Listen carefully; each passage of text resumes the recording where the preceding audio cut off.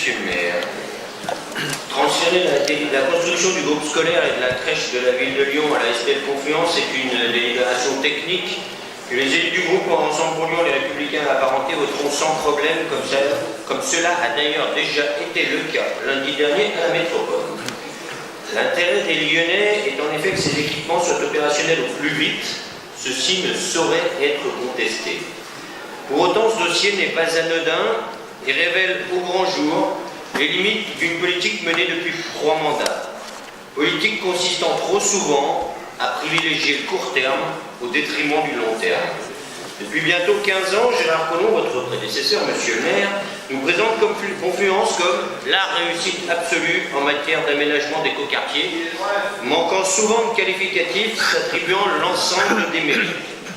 Si la métamorphose du quartier et l'ampleur de la transformation ne sauraient être contestées, il convient quand même de se souvenir de 2 faits.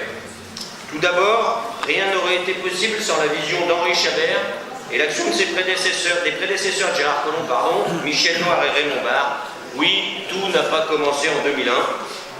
Prédécesseurs qui avaient largement initié la maîtrise foncière du Confluent. Ensuite, que depuis sa genèse, ce projet a de façon récurrente fait l'objet de critiques ciblées de la part des élus d'opposition, notamment sur son accessibilité ou sur le déficit d'équipements publics. À ce titre, ce mois de juin 2018 est révélateur. Avec cette délibération, vous prenez acte, monsieur le maire, qu'il y a urgence à réaliser ce groupe scolaire et cette crèche. On ne peut pas livrer tous les jours de nouveaux logements, accueillir en masse des nouveaux habitants, sans mettre en face les équipements nécessaires. Ce constat est plus que jamais vrai à Confluence, mais également dans toute la ville. Nous dénonçons depuis très longtemps que le rythme de construction d'équipements publics ne soit pas calé sur celui des nouveaux logements, à Confluence, mais également dans le 8e, dans le 7e ou dans le 9e. L'annonce récente d'affecter en urgence 25 millions d'euros supplémentaires à la construction de groupes scolaires en est la parfaite illustration, même si, comme je vous l'ai déjà dit lors du compte administratif, entre les annonces et la réalité, il peut y avoir un pas plus ou moins grand à franchir.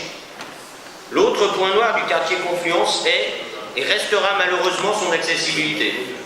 Lors du dernier conseil syndical du Citral, nous avons entériné le prolongement du T2 jusqu'à Montrochet, prolongement visant à doubler la capacité d'un tramway manifestement sous-dimensionné. S'il n'est malheureusement plus temps de refaire le match métro-tramway, ce prolongement illustre parfaitement un manque d'anticipation, ou plutôt le sacrifice de l'aménagement durable d'un quartier sur l'autel des échéances électorales de 2008. Bref, une vision à courte vue.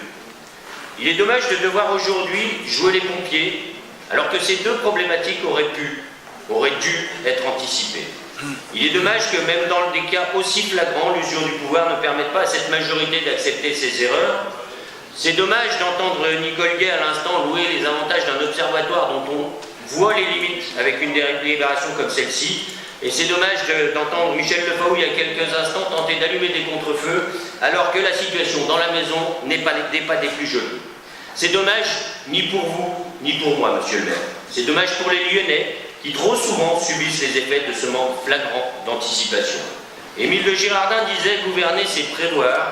Puissiez-vous, pour les 18 mois de mandat restants, faire vôtre cette maxime pleine de bon sens. » Je vous remercie.